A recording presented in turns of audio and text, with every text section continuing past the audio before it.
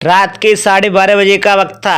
एक माँ अपनी बेटी को तलाश कर रही थी। तभी उस माँ को उसकी बेटी की एक चप्पल मिल जाती है।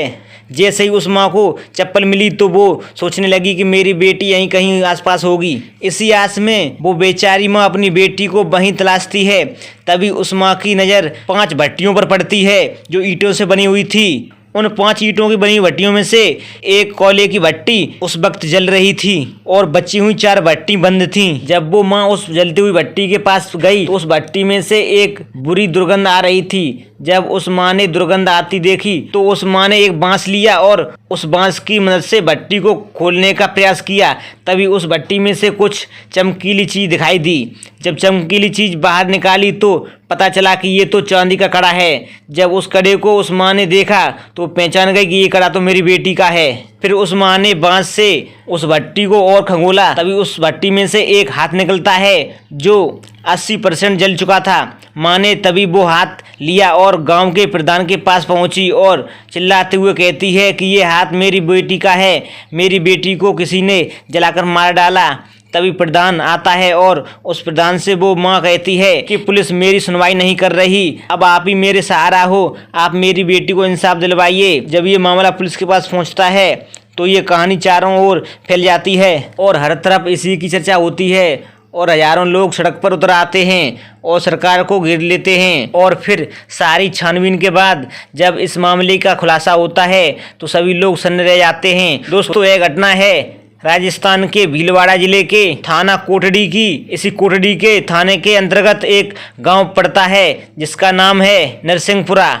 इसी नरसिंहपुरा के एक किसान की बेटी थी जो बकरियों को भी चराया करती थी। ज़्यादातर तो उस लड़की का पिता ही बकरियां चराता था, लेकिन कभी कभार जब वो घर पर नहीं होता था तो वो लड़की बकरियां चराई जाया करती थी। तभी एक दिन उसका पिता बोलता है उस लड़की से, आज तुम बकरियां लेकर के चराने जाना, मैं कल घर लौट आऊँगा, बस आज के लिए तुमको बकरियां चरानी हैं। तभी वो लड़की बोलती है कि पापा तुम चिंता मत करो, मैं अच्छे से बकरियों को चरा लाऊंगा, तुम आराम से लौट आना। उसी सुबह करीब 9 बजे का वक्त होगा। 2 अगस्त 2023 की वो तारीख थी। उसी दिन वो लड़की अपनी सारी बकरियां लेकर के जंगल की ओर निकल जाती है। जब लड़की बकरियां चराने के लिए जंगल की ओर निकल जाती है, जैसे ही दिन ढलता है और शाम के करीब 3-4 बजे का टाइम होता है, बकरियां लौटकर अपने घर वापस आ जाती हैं। लेकिन वो लड़की अपने घर लौटकर वापस नहीं आई। लेकिन उसकी माँ ने भी उस पर कोई ध्यान नहीं दिया।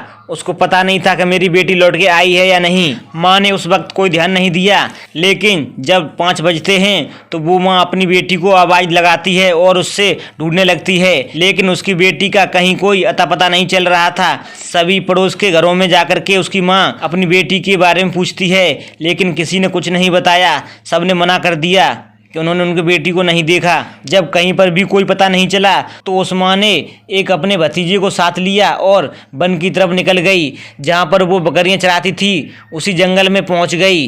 जब उसी जंगल में वो माँ पहुँची तो उसने अपनी लड़की को ढूंढना शुरू कर दिया। तभी ढूंढते ढूंढते उस माँ को रात के 9 बज जाते हैं और उसकी बेटी का कोई कहीं अता पता नहीं चल रहा था। तभी परिवार वाले थाने जाकर कहते हैं कि हमारी बेटी सुबह से गायब है, वो बकरी चराने के लिए गई थी, लेकिन वहाँ जाकर वो बकरी चराने के लिए गई थी। बकरी तो लौटकर वापस घर आ गई, लेकिन बेटी घर नहीं लौटी। हमने ढूंढने की कोशिश की लेकिन वो हमें नहीं मिली। तभी पुलिस वाले उस लड़की के बारे में पूरी जानकारी लेते हुए कहते हैं उस लड़की का पहचान प्रूफ है कुछ, तो वो माँ उस लड़की का आधार कार्ड देती है। लेकिन पुलिस वाले तभी बहाना बनाते हुए कहते हैं कि तुम्हारे पास कोई मार्कशीट हो तो दो, हम FIR लिख लेंगे। लेकिन उनके पास मार्कशीट नहीं थी। तो एक पुलिस वाला कहता है कि आप हमें कागज पर कुछ लिख करके दीजिए। तो वो कहते हैं कि हमारे पास कागज नहीं है, आप ही दे दो। तो पुलिस वाले कागज देने से इनकार कर देते हैं क्योंकि उन पुलिस वालों को FIR लिखने ही नहीं थी। जब पुलिस वालों ने एक सादा कागज नहीं दिया तो माँ समझ जाती है कि ये पुलिस वाले हमारी कोई मदद नहीं करेंगे और वो माँ फिर दोबारा उसी जंगल में जाती है और अपनी बेटी को ढूंढने की फिर से कोशिश करने लगती है। तभी ढूंढते ढूंढते वो माँ एक ऐसी जगह पहुँच जाती है जहाँ पर उस माँ को उसकी बेटी की चप्पल मिली थी। रात के करीब 12 से 1 बजे का टाइम होता है। जब उस माँ को अपनी बेटी की एक चप्पल मिलती है तो वो माँ समझ जाती है कि मेरी बेटी यहीं कहीं आसपास है। तभी उसकी माँ ने अपनी बेटी को आवाज़ लगानी शुरू कर दी, लेकिन उसकी बेटी उसे नहीं मिलती तो वो अपने भतीजे के साथ आगे ढूंढते हुए आगे बढ़ती है। तभी वो माँ देखती है कि वहाँ 5 भट्टियाँ हैं और उनमें से एक भट्टी जल रही है और बाकी 4 भट्टी बंद पड़ी हैं। लेकिन जो वो एक भट्टी धधक रही थी उसमें से एक अजीब सी दुर्गंध आ रही थी। तभी वो माँ अपने भतीजे से कहती है कि ये भट्टी इन दिनों क्यों जल रही है, कुछ तो बात है। तभी वो माँ एक बांस लेती है और उस भट्टी में डालती है और उससे खगोलने की कोशिश करती है तो उस भट्टी में से एक चमकता हुआ पदार्थ दिखाई दिया।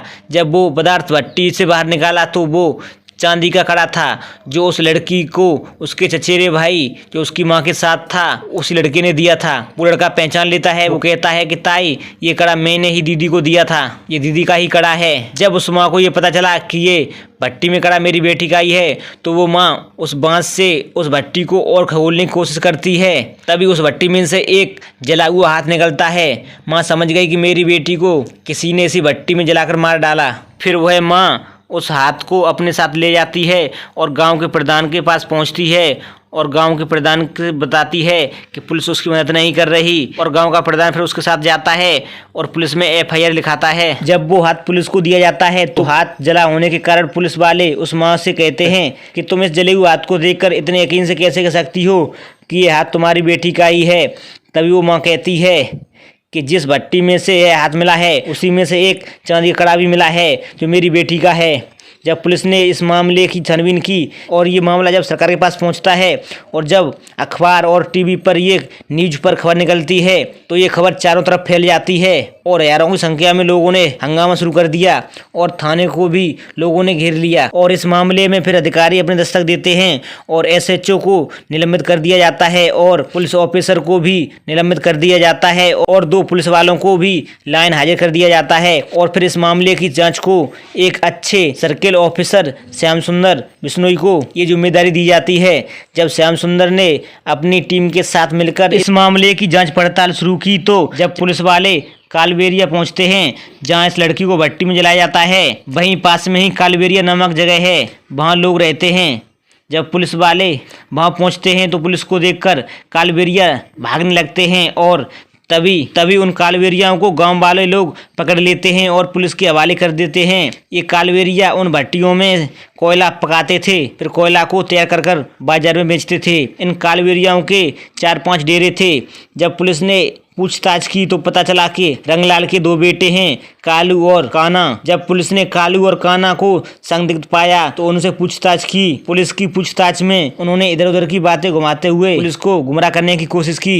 लेकिन जब पुलिस ने अपने अंदाज में सख्ती से पूछताछ की तो उन्होंने सारा सच उगल दिया कि उन्होंने उस लड़की को कैसे मारा था। दोस्तों, कालू और काना ने पूरी कहानी सुनाई जिसे सुनकर आदमी के होश उड़ जाएंगे। पूछताछ में आरोपियों ने बताया कि जिस दिन वो लड़की बकरियां चराने गई थी तो जो छोटा भाई काना था उसकी नज़र जब उस लड़की पर पड़ती है तो उसकी नीयत बिगड़ जाती है। जब वो उस लड़की को देखता है तो वो अपना आपा खो बैठता है और वो लड़की दिखने में बहुत सुंदर थी। जब काना उस लड़की को पकड़कर जंगल के वीराने में लेकर जा रहा था तभी उसका बड़ा भाई कालू आ जाता है और जब कालू ने उस लड़की को देखा तो उसकी भी नीयत खराब हो जाती है और फिर उसने उस लड़की के साथ पहले 2 बार बलात्कार किया। फिर छोटे भाई काना ने उसके साथ बलात्कार किया। उसके बाद जब लड़की कहती है कि वो छोड़ेगी नहीं, वो गाँव वालों को घर वालों को सब बताएगी, तो इसी डर की वजह से उन दोनों ने उस लड़की को पकड़ करके भट्टी के लिए ले जा रहे थे। तभी वो चिल्लाती है तो उसके सिर में डंडा मार देते हैं और वो बेहोश हो जाती है। मरा हुआ समझ करके वो भट्टी में डाल देते हैं, ऊपर से कोयला डाल करके उस भट्टी में आग लगा देते हैं और वो लड़की उसी में जल जाती है।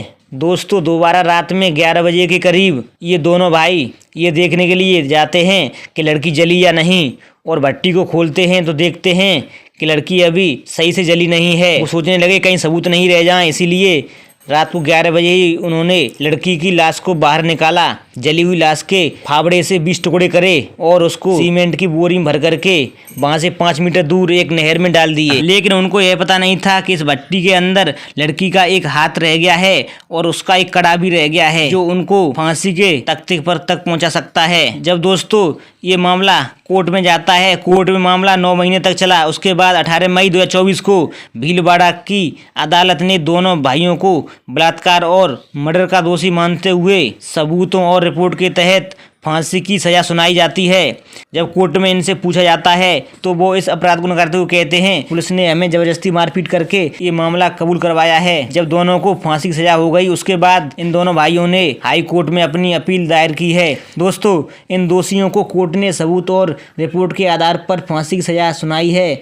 दोस्तों, ऐसे अपराध दिन प्रतिदिन बढ़ रहे हैं। आप लोगों से गुजारिश है कि आप लोग कोई भी ऐसा काम न करें और सतर्क भी रहें। तो दोस्तों, आपको ये सच्ची कहानी कैसी लगी आप कमेंट करके हमें बताएं। वीडियो को लाइक और चैनल को सब्सक्राइब करना ना भूलें। धन्यवाद।